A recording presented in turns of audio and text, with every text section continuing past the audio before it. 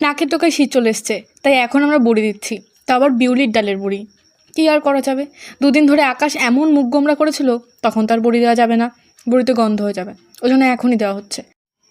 কিন্তু বড়ি দেওয়ার আগে যে ধানাই পানাই, প্রথমে ডাল ভেজাও, তারপর আবার ডাল বাটো, 1 কেজি ডালের বড়ি বাটতে বাটতে হাত ব্যথা হয়ে গেছিলো, কিন্তু কী আর করা যাবে, বড়ি খাওয়ার লোভে সেটাও সহ্য করে নিতে হয়েছে।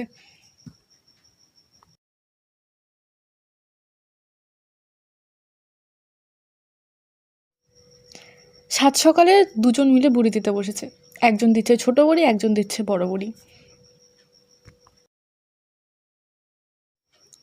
নিতান্তই ছোট ছোট বড়ি দিয়ে ফেলেছে মা, এ বড়ি নাকি নিখুঁতি বোঝা দেয়।